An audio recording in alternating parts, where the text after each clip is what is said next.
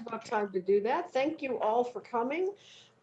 This is Hamish Lutris, and many of you have seen him already. He's a wonderful speaker. He's been here many times, and he's been doing a series this fall for us on civil rights. And I can't say enough about how good he is. He really is great. And tonight he's going to be talking about immigration in America and the history of immigration. And we're all immigrants, we know that. And it's interesting to think about how that's evolved over the years, over the centuries. Hamish, if you want to get started, we would love Sure. that. And thank you very much for doing this. Thank you all for coming. Thanks a lot, Nancy. And thanks, folks. It's nice to see you out here tonight. And what I'm going to do right now is share my screen. And so what we want to ask everyone just to make sure is that as you're looking at it, let's see what we got. Can you see the first slide? It said, "No man is an alien to me." All right, very good. Okay, now what I need to do. Also that everybody mute themselves so that there isn't any background noise. Okay, well, we can get started. And once again, folks, welcome. And we will have a little bit of time for question and answer at the end. But I really enjoy this topic, the idea of immigration in U.S. history. And I took my quote actually from a quote in the ancient world. And that was the quote by the very famous Roman playwright Terence, who said, "No man is an alien to me." And he also said, "Nothing human is alien to me." And that's really kind of interesting about U.S. history. In the late 19th century, there was a very famous Puerto Rican statesman. His name is Luis Muñoz Rivera. And he said that it would be good for Puerto Rico to be connected to the United States because it was a nation of nations and a state of states. And it is really interesting about this, that we're really very much an experimental country in that we're trying to be something that is not genetically based, but basically based on an ideal. And Ronald Reagan actually said this in a speech shortly after he had left office, that he made a speech after he was president. He said, "I received a letter just before I left office from a man I don't know. I don't know why he chose to write it, but I'm glad he did. He wrote that you can go to live in France, but you can't become a Frenchman. You can go to live in Germany or Italy, but you can't become a German, an Italian. He went through Turkey, Greece, Japan, and other countries. But he said anyone from any corner of the world can come to live in the United States and become an American." And that really is the secret or the essence of the American experience, that we're not here because we all share the same genetic background from a tribal background 1,000 years ago. Instead, we're here because we share an ideal, and that ideal is that of basically the United States. Now, it's not surprising that we would have this. When you think about mankind throughout its history, mankind has been a wanderer. We like to move around the world. And so as we look at the map that we're seeing right now, we can see that mankind has been moving outward ever since the development of what we call Homo sapiens sapiens, or Cro-Magnon man. And basically, when we see this kind of movement, it doesn't surprise us that a lot of people might like to kind of pick up sticks and then come from, say, Europe, Africa, or Asia to the United States. And in fact, one of the big reasons, or I should say two of the big reasons, that the United States was indeed so attractive to immigrants, much more so than any other country in the world, was number one, the freedoms afforded by its form of government. Now, in the 5th article of the Constitution, it says, "The United States shall guarantee to every state in this union a republican form of government. This is the linchpin upon which what we call American freedom or liberty is dependent. The republican form of government." And Alexander Hamilton said in Federalist 57, "The elective mode of obtaining rulers is the characteristic policy of republican government." In other words, having elected officials elected by the citizens of the land is really the mainstay of republican government. This kind of freedom meant that people who had no status whatsoever in Europe could come to the United States and here enjoy equal status with anyone else who was native born in the country. Now, there's another reason that the United States was so attractive to people as well, and that is land. In the United States, and I'm going to go back for just 1 second to the map as we look at land in the United States. And that is that if we look at this map, we'll notice all of this territory in blue. Now, I do want to tell you right now that, of course, much of this territory is inhabited by Native Americans. And Native Americans were ruthlessly pushed out of this area between 1787 and 1830. Now, that being said, a lot of that area was extremely prime farmland. And this is going to be the big place where people want to come out to the United States, settle on the frontiers, settle on the prairies, raise up a crop, and basically live beyond the reach of intrusive governments.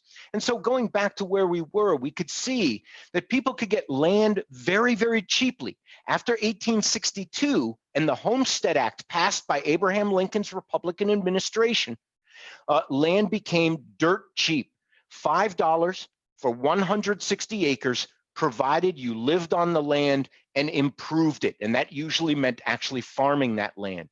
And thus, the United States not only had the freedom to take people in and let them have equal status, it had the room for them to come and also enjoy an independently or an economically independent lifestyle of their own.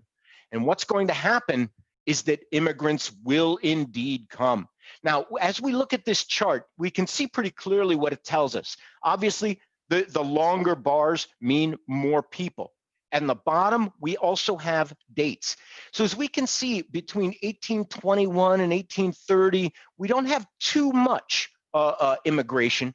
But then beginning in the 1840s and moving right up until the 1920s, when you'll see it go down again, fairly precipitously from 1921 to 30, what we see is that masses of people were coming to the United States for many different reasons, from many different places.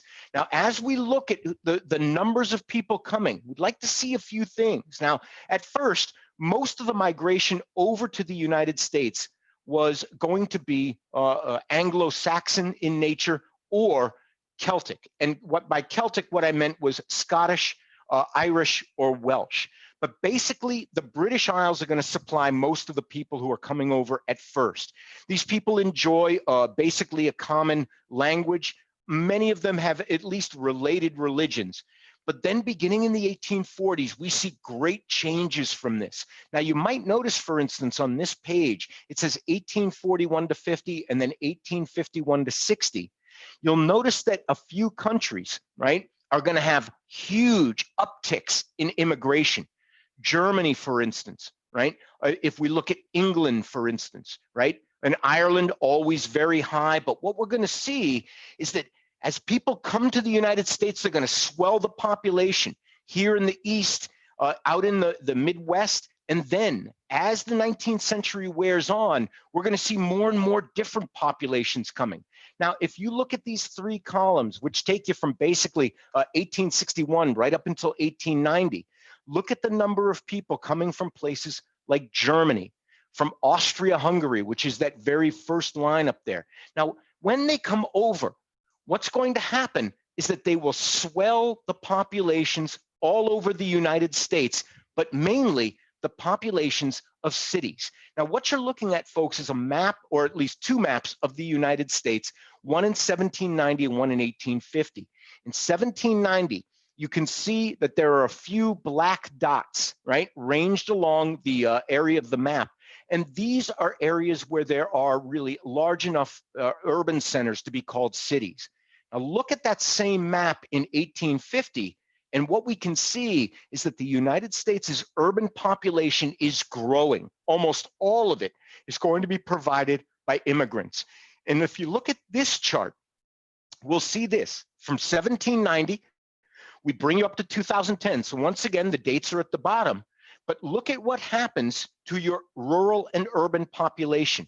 The rural population on top is in green. And in 1790, The rural population is about 96% of the country. Then what happens is that through the 19th century, between 1850 and 1900, as we move up, massive numbers of people come in. They're going to swell urban populations. The cities will grow. And when this happens, the United States will benefit greatly from the influx of all of these types of people. Now, this is Mulberry Street in New York City, and it's actually just kind of a normal working day. As you can see out here, there's many types of nationalities represented.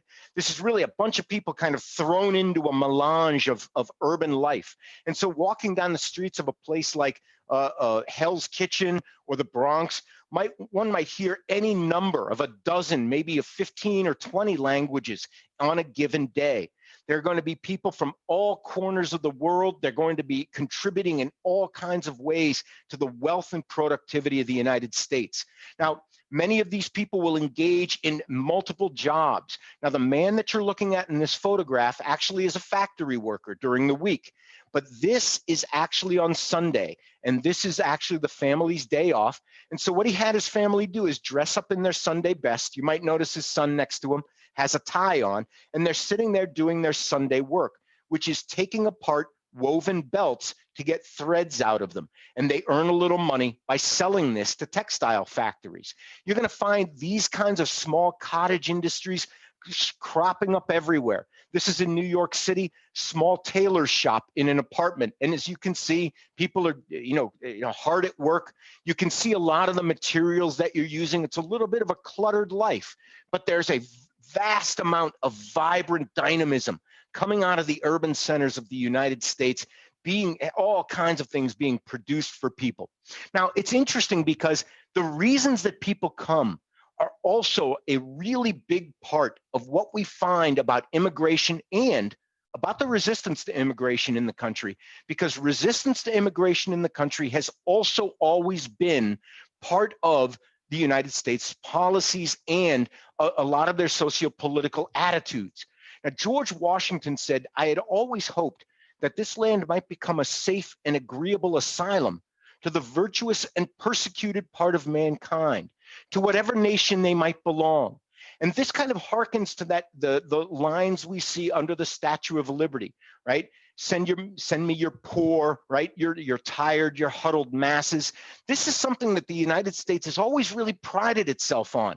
And a lot of refugee and a lot of immigrant populations have come here looking simply to be able to survive. One of the most famous events that would drive immigrants to the United States is here in the 1840s with the Irish potato famine. And when the Irish potato crop failed, starvation became general in the land. 1/3 of Ireland will emigrate from the island during that time, going to places like New Zealand, Australia, England, and of course the United States, and actually threatening the very cultural life of the island because so many people actually leave. And they will want to come to the United States and find at least even a hard scrabble living. Now what you're looking at here is another indication of some of the misery that will set people upon the path to the United States. This is a stone wall, and I realize as you're looking at it, you say, well, that's great, it's a stone wall, but you might also notice it's a stone wall that's awful long. If you look into the rear of the photograph, you'll notice that this stone wall is literally miles long, and it is called a destitution wall. And in the 1850s, Scotland endured the same kind of potato famine that had occurred in Ireland in the 1940s. This destitution wall was something that peasants would do in order to receive food from the government. They were actually enlisted to build these walls, which still stretch today over much of the highlands of Scotland. That's going to bring people into the United States.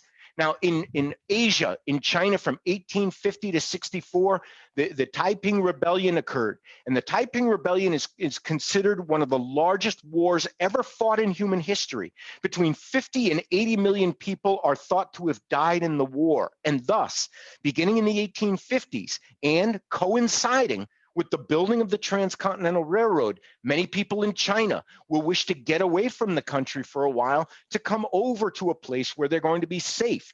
The work may be hard, but it's certainly a lot better than it is in China, where literally tens of millions are dying in civil unrest.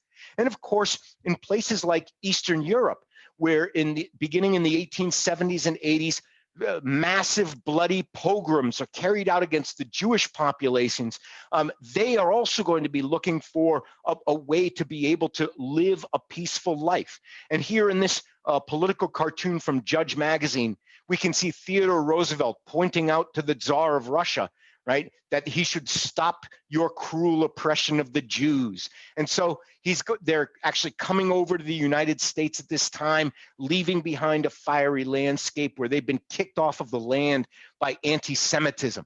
Now, it's true, a lot of people did come to the United States trying to get away from the hardship that was here.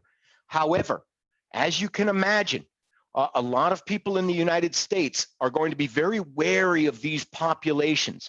And so from the very beginning of the country's history, we are going to have some laws that will in fact begin to control a little bit of the population influx into the United States. Now, they're based on this idea that George Washington was right, that this should be a sanctuary for people who are persecuted throughout the world. And yet, Thomas Jefferson, also a very liberal thinker about what the United States should be, also had this reservation about people coming to the country. And he said, our laws acknowledge, as they should do, your right to join us in society, conforming, as I doubt not you will do, to our established rules. That these rules should be as equal as prudential considerations will admit. In other words, come to the country, but you will become an American and you will conform to the established rules that are here. Indeed, this is one of the things that's very kind of contradictory about the beginnings of the United States. In 1790, the first immigration or naturalization law was passed in the United States. And that law allowed for anyone who had resided in the United States for 2 years to be able to apply for citizenship as long as they were a free white man. Now, free white men could take their families with them. However, as you can imagine, it's an extremely restrictive rule. And thus, this idea from the very beginning that although we want people coming into the country, we will try to limit them as well, is going to mark our relations with immigrants throughout our history. In fact, only a few years after the 1790 law, a 1798 series of acts has passed. They're known as the Alien and Sedition Acts. And in 1798, although the Constitution had laid out originally that 5 years was the established period for naturalization, in 1798, the Naturalization Act made that term 14 years, and in fact said under the Alien Friends Act that if somebody became a citizen and then violated the law, they could be actually deported to their country of origin despite their being an American citizen. The Alien Enemies Act that said anybody who was committing crime and not a citizen of the United States would automatically be deported as well. And thus, from the very beginnings of our history, we're going to find that although we seem to be very welcoming toward immigrants, we also have some very, very established reservations as well. And so we're going to find that almost immediately in the 1830s and 40s, anti-immigrant feeling begins to come up. Now, for a lot of people, when they look at anti-immigrant feeling in the United States, they really reflect this cartoon. Now, you might notice the man coming. He's a European, kind of, at least to me, kind of German looking from the cap that he's wearing, right? And you might notice he's got his coffee cup or coffee pot on his back. He's coming in, looks poor, but he doesn't look like a bad guy. But here at the dock, there are people keeping him in. And one of the things people would point out is that very often anti-immigrant feeling was most vociferous in those who had just arrived in the country themselves. And so you see the shadow of these anti-immigrants up on the wall and how they arrived in the country, now turning around and kind of saying, well, these people shouldn't be allowed in. And they really had a lot of different reasons for their anti-immigrant feeling. The first is one that we've heard before, which is that the country, if we allow it to be, will be flooded by these foreigners who will not respect American customs. Benjamin Franklin in the mid-1700s said, why should Pennsylvania, founded by the English, become a colony of aliens who will shortly be so numerous as to Germanize us? Indeed, many people in Pennsylvania thought that actually not only the Germans, but also the Scots-Irish were going to be actually completely detrimental to the idea of the freedoms of the United States. These feelings of anti-immigration and anti-immigrants do not come to us very recently. They are very, very deeply welded into the American kind of socio-political experience. And another of the reasons is not only the idea of people not respecting our customs, however, also we have people who are going to come here and bring foreign religions to us. And as you can see, the man getting off of the boat seems to be Catholic, and he's a representative of the Vatican. And so as he comes ashore, he's going to try to convert the United States to actually sell itself out to the Pope. And this was a very common fear throughout American history. And in fact, one of the things that John F. Kennedy did, now I'm talking about 1960, not 1860, is that he spent a lot of time campaigning on the idea that although Catholic, he would not sell the country out to the Pope. And it's also worth pointing out, folks, that John F. Kennedy is the only Catholic president we've ever had. And so as you can see here, you've got young America showing the Catholic cardinal the Bible and basically saying, you can't take us over, we already know the truth.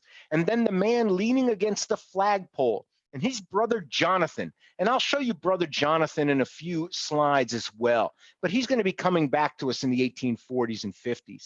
Now, there's a couple of things also. It's not only the Catholics who are threatening the American way of life, it's also, according to this man, another group of people. Man you're looking at right now doesn't seem to be a big immigrant figure. He's Henry Ford. Now, Henry Ford, of course, founded the Ford Motor Company, and he created the Ford Model T.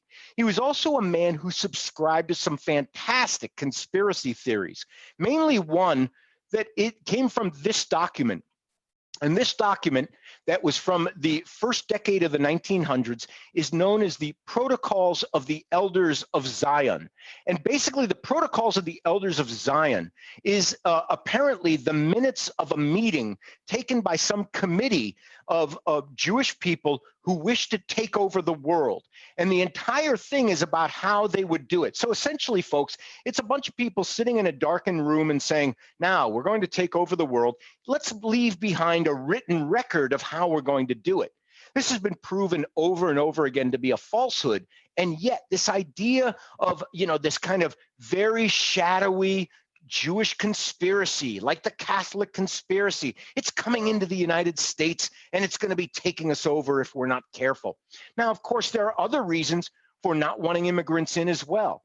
In this Judge cartoon, which is a very famous magazine from the 19th century, the two men in the middle of the picture, American craftsmen and workers, paid for their very skilled work, are pointing at all of the people coming in, and there's a red flag in the middle of them that says European cheap labor.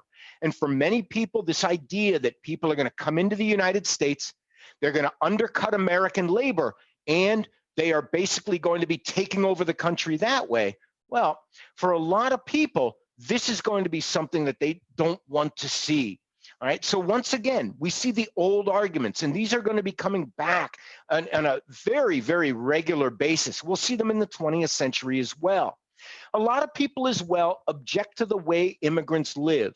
Now, for the most part, folks, immigrants will live wherever they can. I mean, basically, up until 1892, when you were immigrating to the United States, a ship pulled up to the docks in New York City. There might have been a couple of beat cops around to make sure that people weren't, kind of too scruffy looking. But you basically walked into New York City, and there you were. You had to find a place to be.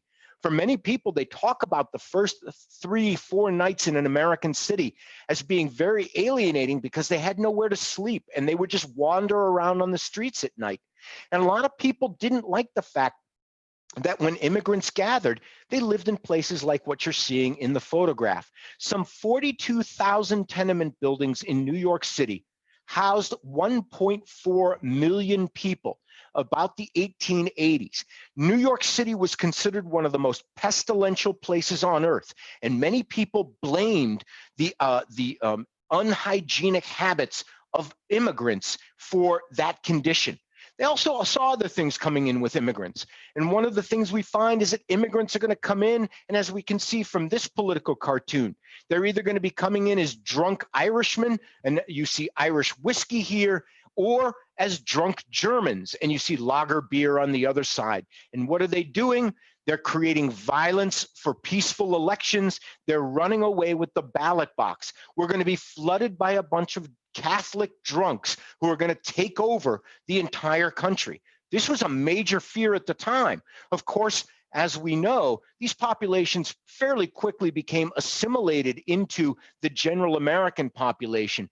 But we should understand that before the Civil War, this was a very commonly held prejudice that a lot of people had about people coming in. Of course, in the 1880s, a lot of this prejudice is going to be directed at the Chinese as well. And here, another political cartoon shows us where both platforms agree, Democrat and Republican. No vote, no use to either party. And so both platforms wish to exclude the Chinese. And you can see that the Chinese portrayed here, the Chinese man, is really almost kind of subhuman. If you look at his tongue, if you look at his facial expression, there's a lot of prejudice against people coming in, not so much because of the way they look, but because of the fact that they will not be enjoying the American lifestyle, the American language, and the American culture. And so, beginning in the 1880s and 90s, we're going to start to have a series of laws that are going to come out against this. Now, a lot of these laws are going to be kind of brought on by a very strong and virulent anti-immigrant feeling, which coalesces into the 1840s and 50s into a political party. Now, that political party is known as the American Party. However, the American Party's platform was so prejudiced toward immigrants coming into the country that it generally told its adherents that when people wanted to know what the platform of the American Party was, you should tell them you know nothing. And thus, they became known as the Know-Nothings. That man you saw leaning against a flagpole in an earlier political cartoon is here portrayed as Jonathan Know-Nothing. And he is considered one of the great and patriotic citizens of the United States. As you can see, clean-shaven, intelligent looking. The Know-Nothings were one of the big political parties in the 1840s. And in fact, they were big enough that they had a major national following in the 1840s and 50s. One of the people who actually became president, his name is Millard Fillmore, becomes president and actually has very close connections to the Know-Nothing parties. In 1854 and 1855, William Minor, a Connecticut governor, is actually reelected as a Know-Nothing party governor. And so there's a lot of this anti-immigrant feeling which is coming in at this time. Now, anti-immigrant feeling is really going to go down during the Civil War simply because of the fact that young men are needed, especially for Union armies, and they're going to be recruited on the docks. And so what we're going to find is that the Know-Nothing Party is really going to be kind of subsumed into other political parties during the 1850s, mainly the Republican Party. The Know-Nothings were not only anti-immigrant, they were anti-slavery because they felt that slave labor was unfairly competitive toward paid labor. And so what's going to happen is that after the 1860s, into the 1870s, 80s, and 90s, there's going to be a massive influx of immigrants to the United States. So many that many people begin to think that there may be danger involved in letting so many people into the country. And thus, beginning in 1882, we will see the first laws that restrict immigration to the United States. Now, in 1882, the Chinese exclusion law is passed. And what this is going to do is exclude all Chinese working men from coming into the country for 10 years. Now, you might ask, why is it so specific, Chinese working men?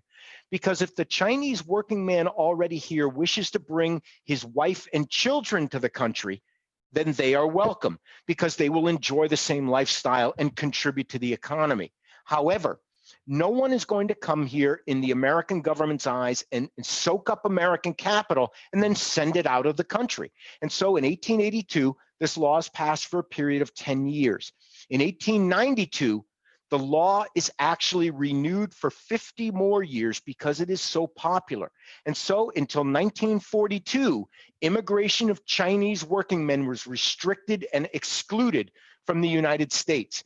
Now, we're going to find other laws as well. Now, what we're going to find is that in 1891, a new service is going to be found called the Immigration and Naturalization Service. It will be their job to control immigration and ensure that no kind of, how would I say this, none of the lower elements of society will be coming into the US. In 1892, in order to facilitate that control, they're going to open up this center at Ellis Island in New York City, where most of the immigrants are going to be coming in. Now, the laws that we're going to be passing at first are going to seem rather general. So in 1882, besides the Chinese Exclusion Act, we will pass a law called the General Immigration Act that will prohibit idiots, lunatics, convicts, and persons likely to become a public charge from entering into the United States. In 1891, polygamists, persons convicted of crimes of moral turpitude, and those suffering loathsome or contagious diseases will also be excluded from the United States. And you'll all be happy to know that in 1903, the importers of prostitutes, anarchists, and beggars are also excluded from coming to the United States. Now, folks, this last act in 1903 is extremely important because of the second thing. Prohibiting anarchists is the first time that the United States will prohibit a class of people based on their political affiliation from coming into the United States. It will not be the last time that they try to control certain political populations from coming into the country, however. Now, what will happen is that from 1880 to about 1910, you have the largest waves of immigration ever seen in American history coming in. And so people are going to be coming in, and now they will be controlled. And pretty much, folks, in the same way that if you've ever flown internationally and then come back home through John F. Kennedy Airport, you always go into this little maze. It's like a corral where you go through all of these railings and people are saying, come on, keep moving through the line, keep moving through the line. And you go through your passport control. Well, this young woman and the millions of others like her who came to the country would have done exactly that. They would have come into a large waiting room on Ellis Island. And here you can see it's actually kind of interesting. If you look right in the middle of the picture, you'll see a young man, probably about 10 or 12 years old, not older than that, looking directly at the camera. He seems pretty excited about the fact. In fact, he's already gotten his first cigar in the United States. So he's having a good smoke here at Ellis Island. The ladies in front of him show a lot more fear on their faces. And well, they should. They're landing in an alien place where they're hearing languages that they've never heard before. They don't know where to go often. They don't know what to do often. But they will be brought through this system where they will be examined for a criminal record. They will be given medical exams. At times, in fact, they will even be given new names. When you hear somebody come in from Germany and somebody's standing behind a desk and they say, well, what's your last name? And somebody says Schmidt, they say, well, not anymore. Now it's Smith. They'll just give them that on their identification. And from then on, the family is named Smith. And so they're going to be coming through here from 1892 on until fairly recently. Ellis Island really processed millions of people, right? And as they come through, records will be kept. I'm not sure if folks know this or not, but if you're not aware of this, if your family did come through Ellis Island, you can visit the site today and still find the records of your family, when they came through, what their names were, how many they were, whether or not they were sick and needed to be quarantined. It's actually very interesting information if you go down and take a look at it. Now, once they got into the country, also in the 1880s and 90s, there began to be services that were erected solely for the purpose of aiding new refugees and immigrants into the country. And ladies like this, Jane Addams, upper middle class, well-educated, pretty much at loose ends, starts a settlement house in South Chicago known as Hull House. And there, they will have a placement for people so that they can get a place to live. They will be able to get food for the first few days. They have job placement programs, and they actually have schools. Now, this is actually a settlement house school in Chicago. As you can see, it's an outdoor school, and it's about this time of year. And so you can see the students out here. They don't have any heating, but you will find that although it is rough and rough around the edges, very often, this is the first exposure people will have to American culture. This is generations of school children will grow up essentially learning all of these things, being inundated in their old culture as well, but kind of coming to the United States and finding out that now they are something really different. And in the 1900s, Theodore Roosevelt basically kind of sums up the attitude of Americans at the time. And he said, "It is an outrage to discriminate against any such man because of creed or birthplace or origin. But this is not upon the person's becoming in every facet an American and nothing but an American. There can be no divided allegiance here. Any man who says he's an American but something else also isn't an American at all. We have room for but one flag, the American flag. We have room for but one language here, and that is the English language. And we have room for but one sole loyalty, and that is a loyalty to the American people." Around the turn of the 20th century, this would have been almost universally held as the social and political opinion and policy of the American government and largely of the American people. Now, what's going to happen, of course, is in the first couple of decades of the 20th century, things are going to begin to change. Now, first of all, World War I occurs. And at this point, a lot of people begin to want to come to the United States as well. Now, there are millions of people who are going to die in that war, but also the war spawns worldwide communist revolution. And thus, after World War I, many people believe that the United States should really not have anything to do with Europe. And in this political cartoon, right, it's democracy in this women's costume is on her knees in front of Uncle Sam saying, stay out of World War I for my sake, as well as your own, because America was the last refuge of democracy. And after the war, in fact, we really are going to be a much more isolationist nation. What you're looking at right now is a 1924 march of the Ku Klux Klan, ladies and gentlemen. There were 120,000 people at this march, 120,000. You might also notice if you look at this picture that at the front of the parade is the Connecticut delegation for the Ku Klux Klan, very small one, but actually fairly influential as well. Now, this Ku Klux Klan is very different from the first one, which was begun around the end of the Civil War. That Ku Klux Klan was very much a Southern institution designed to prevent freed, enslaved peoples from being able to vote. The second Klan, which you're looking at here, kind of rises up around 1915, and it is a very anti-immigrant, anti-Catholic, anti-Semitic organization, as well as being anti-African American. And so the Ku Klux Klan here is a much more popular organization, folks. It is very deeply held among American people that we should be trying to control populations coming into the United States. And in fact, that's what we're going to do. In 1921, we are going to pass a law that says from here on in, the only amount of people we will let in are 3% of that country's population. So let's say 3% of the French population living in the United States and recorded by the 1890 census. In other words, now we're going to choke people off. We're not going to be letting millions of people in. And if you remember that one bar graph I showed you, in the 1920s, immigration to the United States falls deeply. In 1924, we're going to restrict that to 2% of the population of any country in the United States under the 1890 census. And in fact, as I said, we have already banned Chinese working men from coming to the country.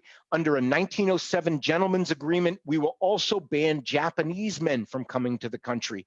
And so as we go into the 1920s, 30s, and 40s, immigration to the United States has really trickled down a great deal to a very small flow. However, in the 1940s, the whole face of immigration to the United States is going to begin to change. In 1942, a Braceros Agreement was made with Mexico, and millions of Mexicans are going to be brought up from Mexico to work in American agriculture and factories across the United States by agreement.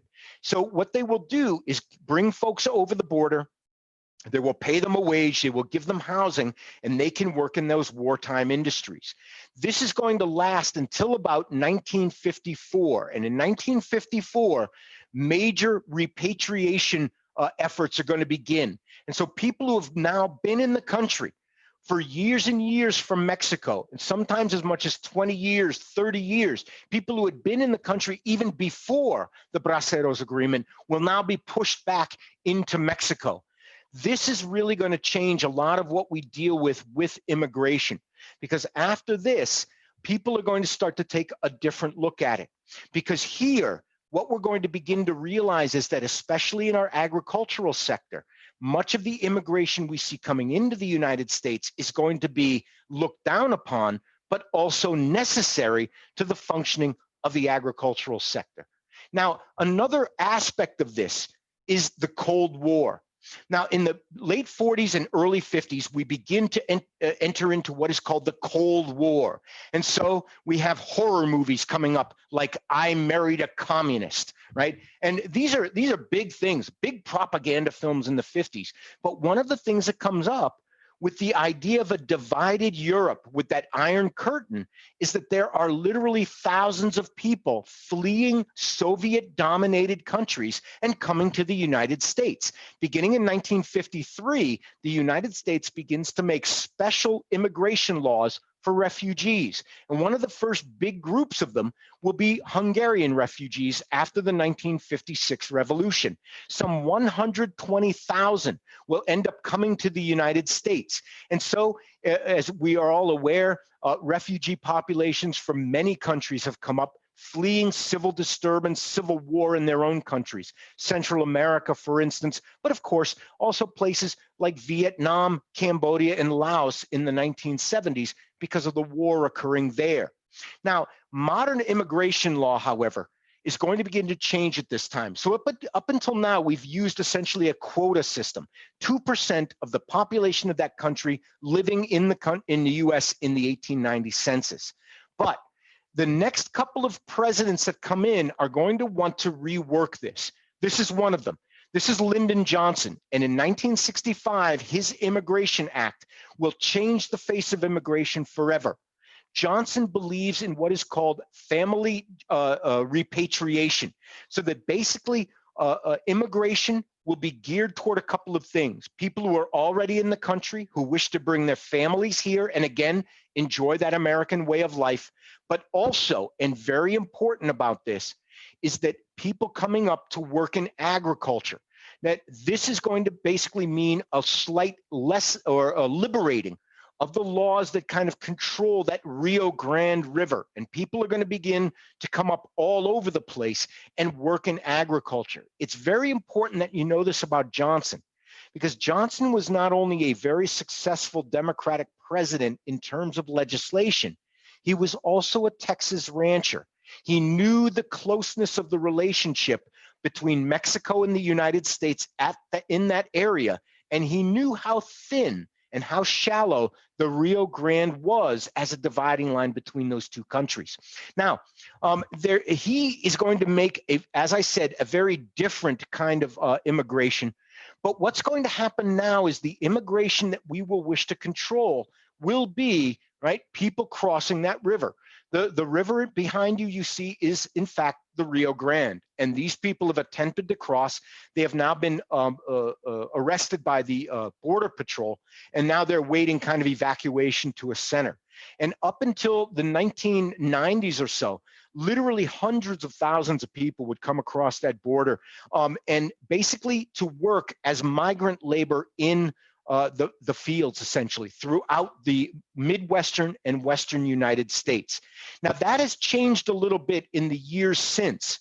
However, one of the things that changes it is the activities of another president. And this president is Ronald Reagan. And again, we say to ourselves, it's interesting. This is a man highly nationalistic, and also a guy is a Republican, not really known as the party that tends to be the friendliest toward immigrants.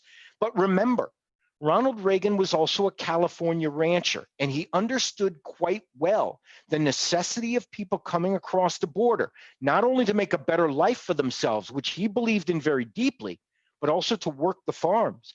And so in 1986, his Immigration Act will extend amnesty to a couple of million people who have already been here at the time or in the 1980s, and thus basically giving them a path to permanent resident status and ultimately to citizenship. Now, what we've found is that in the years since, immigration policy has really become another problem, and that is that now people coming to the United States, especially from the South, are meeting up with the same kinds of resistance that we had seen in the 1820s, 30s, and 40s in the United States. New populations are coming. And as we look at this bar graph of places that are sending us immigrants now, we can see the same motivations getting to people. For instance, when we look at immigration in the last 50 years, the biggest group is from Vietnam, but we also see the Philippines, where on the southern islands, a civil war is going on. Bangladesh, Colombia, where there are also episodes of civil unrest going on. Haiti, Nigeria, Cuba, and of course, we know in 1980, the Mariel boat lift brought hundreds of thousands in. So what we see is that they're different countries people are coming from, but for the same reasons. They're oppressed, they're very poor, there are no prospects for advancement wherever they are. And so we've begun to let in a great many people, but again, with the same kinds of conditions. Sometimes we don't really want the people in the United States. Sometimes we don't know where, how many people to let in. And we've also now begun to fixate on other points of immigration. Of course, as we all know, President Barack Obama, yes, and actually he was much more in support of the bill than it might show on his face in this particular picture.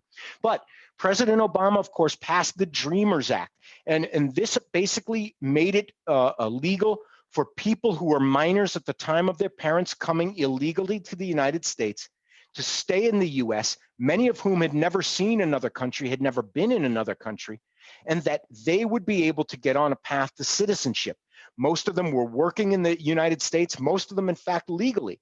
And so what we find is that now we our policy debates that center on immigration, many of them will center on slightly different issues. Who do we let in from the South? How many? What is chain migration? Should we let more and more people in to join their families? Should we restrict this? When the Iron Curtain came down, many people from Eastern Europe, many women who are 8 or 9 months pregnant would get onto airplanes and come over to have a baby in the United States, thinking that by having the baby automatically they would be enabled to stay. And so there's all kinds of misunderstandings about American law. We're still working out who should be allowed in, who should not be allowed into the United States. But essentially, the end result, the end goal for literally hundreds of thousands of people every year is the same. Jose Antonio Vargas, who is just an immigrant to the United States, said, "Citizenship to me is more than a piece of paper. Citizenship is also about character. I am an American. We're just waiting for our country to recognize it." And in many instances, folks, we are still waiting for that. But we go on doing the best we can, trying to balance between letting as many good people into the country as we can, while we're trying to kind of weed out the people that we would rather not see here. Well, ladies and gentlemen, that's my presentation for tonight. I'd like to thank you very much for sitting through it. And what I'd like to do now is just stop sharing my screen. And if people have any kind of questions or comments. I'd love to hear them. I've got 4 of them on chat. I wasn't able to see it while I was doing the talk, folks. So let me bring these up for 1 second. Cheryl, you said that's a beautiful quote. Would you mind unmuting yourself? Which quote were you talking about?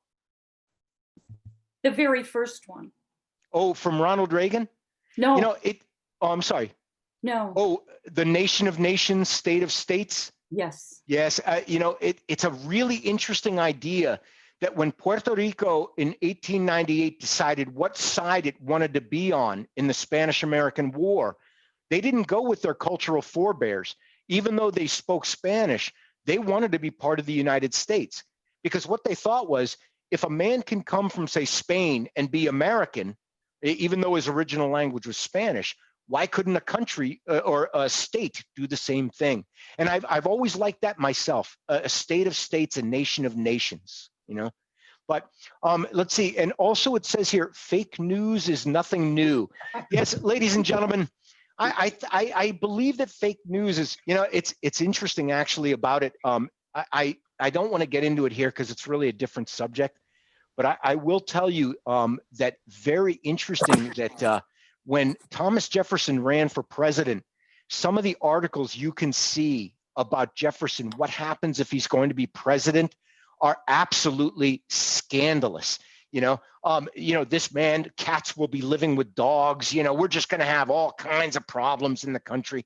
And it's interesting because you think that's 1800. You know, it's not like anything ever really changes. You know, although I say this, no matter how bad you think it gets, I just want you to know, in the 1850s, congressmen very often went armed to sessions of Congress, fearing the duels they might get into on the floor. So we're not doing so bad, I guess, all the time, you know, but also it's interesting about repatriation and chain migration, the comment that was made from Nancy, that actually this is a way that a lot of people will come in, that they'll go in and then their relatives will also be able to come in. I'm making no political commentary about this, but that was in fact the case with Melania Trump's parents. And that basically they came in through the same kind of program. It's very, very common for people to do this, but and also we often think of that as, you know, kind of people sneaking people in through the back door, but in reality, that's really what the country has always wanted. We don't mind if you bring your family here because they will work here, they will produce wealth here, they will enjoy life here, and they will contribute to things here. That's the whole point behind the Chinese Exclusion Act. Remember, as Chinese working men weren't allowed, women and children could come. And it's really interesting that that idea is behind a lot of it. You also notice, interestingly enough, Theodore Roosevelt's quote about one language, one flag, you know, you find the same thing. It's just the groups that we've decided are not really to be trusted. That is really what we have as the, you know, as the target of it. At that time, it was Southern and Eastern Europeans. You know, nowadays, of course, it's much more people from Central America or some other areas too, the Caribbean, for instance. But let me just check and make sure that I've got, okay. But folks, if anyone does have any questions or comments, Justin, please go ahead.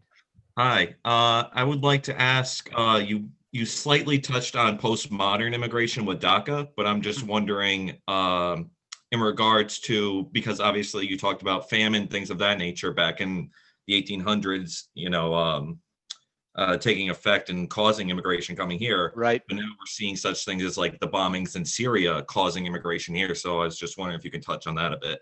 Actually, what we find is that it's not so different when you look at the things, the kinds of things. Bad things happen at home, you get pushed out. And of course, the United States has also a great pull. That is that you can come here, right? And you can own your own land, you can go to school, your kids can have a fairly safe existence. So there's push and pull. There always has been. The difference today is the sheer number of people, number one, but also the secondary cause. When you're looking at that Syrian refugee crisis, for instance, and all of those people going into Europe, you want to understand that a lot of that is not caused by people, by simply warfare. A lot of it is also caused by environment and lack of resources. So when people, for instance, are fleeing the Sudan, they're not fleeing there because they want to leave home or even because of the Civil War. They're fleeing there because there's no water. And if there's no water, they are going to run away.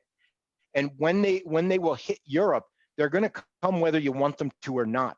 You might also notice too, and I'm going to pull up a chair as I won't stop talking, but I will be doing something for just a second. But you might notice as well that a lot of European countries very quickly actually put up walls to keep out a lot of the people that were coming up from Syria and put very draconian measures in to kind of keep them out. What's happening now is that what we're seeing is for a lot of people, I don't like to get too much into politics with it, but between climate change and colonialism, you're really seeing a lot of chickens coming home to roost. Remember, who controlled Syria? I mean, a lot of that is going to be France. A lot of that will be England. Now they're going to see people wanting to go there. A lot of people will migrate from places like Jamaica or Barbados to the UK because they can do that. They're Commonwealth countries. One of the things we find is that to the United States, for instance, a lot of people came over after the Vietnam War, boat people, right? People from Laos, Cambodia, people who have been kicked out of their homes. And a lot of it, I got to tell you, you meet up with a lot of resistance because these people come with nothing. And frankly, when you see somebody who's been homeless for 6 months and in a re-education camp in North Vietnam, and then they come over, they're not going to look that good. They're not going to have a lot of belongings, Do you feel that it will lead to a World War III with water wars and things of that nature? Because they're saying parts of India won't be able to even be lived in because of how hot it will be. Yeah, and not only India. I will. It's interesting that you say this.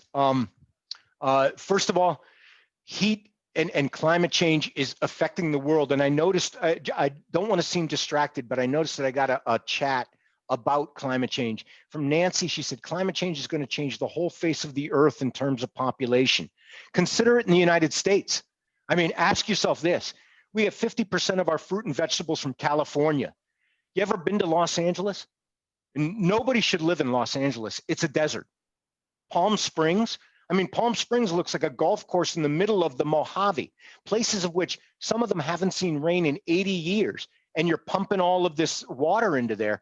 I got to tell you, be happy you live in Connecticut. Right now, I'm cursing all of the rain that we've had a little bit, but I'm enjoying the fact that my well is full, and I'm enjoying the fact that we've got water here. I will tell you as well, very quickly, because I got a couple of chats that I really wanted to respond to as well. But in 1996, I worked for the National Park Service at Rocky Mountain National Park. And there's a place called the Grand Ditch on the west side of that park. It's a small canal that brings all of the water to the farmers in that area. That summer, a couple of people were shot dead because people felt that they were stealing water. You're taking my water. I took a 30-06 and I shot you dead. You can't imagine it in Connecticut, but I have a feeling in the next 20 years, we're going to see very interesting things in places like Arizona, where Phoenix is a big city, very hot with a lot of people, California. And so you're right. I think you're going to see a lot of this get a lot worse in times to come. I don't think you're going to see World War III. I think what you're going to see is large military operations designed to keep people where they are. That may lead to disaster on human catastrophe. But it's really a different kind of themes to start to get into, Yeah. But what you are, I believe, seeing is a lot of colonialism really coming back to bite people. The mother countries are now kind of buying it a little. Let me look for a second because I wanted to say one thing. Cheryl actually had an interesting one. It's incredible that Chinese men were restricted. Cheryl, just so you know, 1943, in the middle of World War II, is when we actually did change that law, because we basically said Chinese are an ally. It looks really bad for us to, not allow any in the country. But that was really a special case. Yeah, and so you see that. And also from Deirdre, I wanted to say she read a book that included facts about the brutal 4-day riot in New York around the 1860s. It was an uprising, a rebellion, a race riot, and a war between rich and poor. Is this a part of any history, book, or class? Well, Deidre, I will tell you that what you're talking about is probably the largest single social unrest episode in American history, and it's called the New York Draft Riots.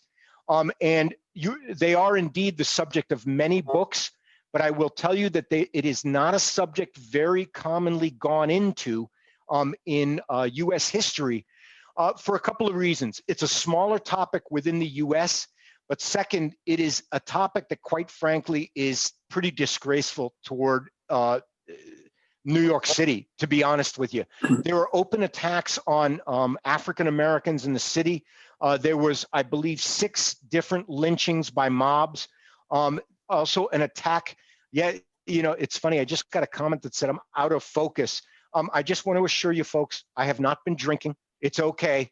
I'm just a little out of focus right now. But it's kind of interesting that a lot of attacks were made. There was a major attack made on an African-American orphanage, believe it or not, because this is really the Irish essentially believed that because we were fighting to end slavery by then, because this is 1863, that essentially it was an African-American war that they were being forced to take part in. And that's actually the basis of the riots. And what's very interesting about this is in July of 1863, the Battle of Gettysburg occurred in Pennsylvania. For many of the units from New York in the Battle of Gettysburg, their next military operation was on Fifth Avenue in New York City, shooting down rioters. Nobody knows how many people died in those riots, but they think somewhere around 10,000. So you're talking about a major, major number of people. And this is partly based on immigration. You can see, now you want to be careful about this because Martin Scorsese might make a good movie, but he doesn't make a very accurate historical movie. What he talks about in The Gangs of New York is this anti-immigrant feeling and then the New York draft riots. But those two things really didn't go together quite as much as the way he put them together. But yes, and I'm getting into a chat from Deirdre. This is one of the very interesting. And she says, yes, all right. Yeah, and you know, if you haven't read the book, you would never know about this stuff happening. It's very true. A lot of the more, excuse me, unsavory episodes of anti-immigrant feeling are very much, you know, kind of covered up in American history. You might be aware, for instance, of the Zoot Suit riots. In 1942 and 43, a common method of, or a common mode of fashion for Mexican males, and I'm not really sure why I continue to be out of focus, folks. I think if I fool with it, my computer will probably blow up. So I'm not going to really do anything right now, but I'm going to discipline the camera very severely after my talk. But Zoot Suit riots were essentially that young Mexican men dressed in these suits. You've probably seen them. They're very tight at the ankles and the waist, but very loose otherwise. Big shoulders in your jacket, and they would go walking down the streets with them. Well, in World War II, it was felt that use of fabric was really a kind of an insult to the war effort going on. And so in 1942 and 43, there were massive Zoot Suit riots. Sailors and army men on leave in Los Angeles went through the city and just looked for anyone who looked Mexican and just went at them with batons, fists, you know, groups. And very often the police joined in, so that it was like for about a week or so, it was just really horrific to see this kind of stuff. Also in San Francisco in the 1880s, if you were Chinese, you did not go out on the streets at night because groups, you know, gangs of people were just looking for people to beat up. And so, you know, there were a lot of people killed in under very kind of sinister circumstances with this. And a lot of these episodes will not really be kind of seen again, you know? So, you know, now folks, I was wondering, would anyone have a question or a comment? I do again. Yeah, go ahead, Justin. I'm just wondering for the photo of the father with all the kids doing the belts. Yes. It was on Sunday, as you said. I'm just wondering, would that be viewed as heresy or anything of that nature? 'Cause No, not really. Yeah, I understand what you mean. Actually, this is the thing about the United States. Under the First Amendment, to the Constitution, we have a separation of church and state, right? So basically, that we don't have a religion that's supported by the state, right? In other words, if you're going to make money on Sunday, right? At first, remember blue laws? I don't know how many of you guys remember blue laws, right? Used to be you could walk through town on Sunday and it would be like post-apocalyptic America, right? No one's out, right? No grocery stores open. But then once people began to say, that's religious in nature. We might want to stay open on a Sunday. Of course, everyone does. And you're probably aware, right now we have extended hours for package stores, for instance, and stuff. That's the thing. A lot of times it was profit that took pride of place over any kind of religious feeling. So you really wouldn't have had, like you would have had in Puritan times, you wouldn't have people coming out and making sure you were in church, So you tended to find that a lot, especially in the cities, pretty secular populations. Which I find it deeply ironic that, they closed AA, but they left the package stores open. Yeah, actually, I have a feeling that more than likely a lot of people are having a lot more fun trying to drink their way through COVID than trying to, take it one day at a time. I don't know about you, but taking it one day at a time ran out for me in April sometime. You know what I mean? That was kind of the end of it. It must be, I got to tell you right now, it must be very hard because from what I understand, some 110,000 restaurants have closed already. I think the economic effects of this are going to be felt for a very long time. What I'm hoping is that when things do kind of calm down a little bit, that there will be a very fast recovery, because I do think people want to get out and kind of deal with each other again. Some of us want to work again as well, which would be very nice. Seem to be doing a good job with this, though. Yeah, at least, hey, as long as we've got something to put on the table, we're doing okay, But, and actually, I believe I've passed the 2-year mark on my store of toilet paper. So I'm pretty happy all in all, I feel pretty good about that, so, Which I'd like to also reiterate, Zoom itself was made by a Chinese immigrant. Yeah, as a matter of fact, yeah, a lot of things like this, yeah, the Bic pen, all kinds of things, right? Absolutely. Well, folks, I'd like to thank you once again for coming out tonight. And in the spring, we'll certainly be doing programs. Just so that you know this, I'm waiting until January to schedule, because I just want to see if we can wait a little bit longer to see if maybe numbers do go down and we can schedule some live talks. But we will be scheduling again for the spring, and so we'll kind of have something going on. Not sure when. Just wanted to say there was a couple of more comments from Tess. Said, by the way, many healthcare workers are immigrants. Teaching at Capital Community College, Tess, I agree with you completely. I see a lot of nursing students who are from other places coming in. Big help in the fight against COVID. Absolutely. So thank you very much, folks. Thanks, Cheryl and Deirdre, for your comments here. And thanks a lot for coming out tonight. I hope to see you again soon. Thank you. Thank you. And Thanks a lot, guys. Thank you all for coming. It was a great talk as always. Thank you so much. Thanks, Judy. We'll hope to see you again sometime in the spring, whether it's on Zoom or in person. Okay. Can I just say one thing very, very quickly? Actually for the spring, I am considering new topics, and somebody just put in a chat about a history of baseball. I think it would actually be interesting. However, you have to know, I'm extremely biased in this. I was born in Pittsburgh, Pennsylvania. The greatest player in history is Roberto Clemente. Yes. So everybody else is a second round. Thank you very much. Yes, all of those of you who agree with me. So it's tough because I can't talk about Babe Ruth and really give him the credit he deserves. Wow. Just wanted you to know. Thanks a lot, guys. Thank you all. Thank you, Nancy. Thanks, Nancy. Thanks, Nancy. Good Thanks a night. lot. Thank you, Hamish. Good All right, night. have a good night, Awesome guys. talk. Bye. Thank you very much.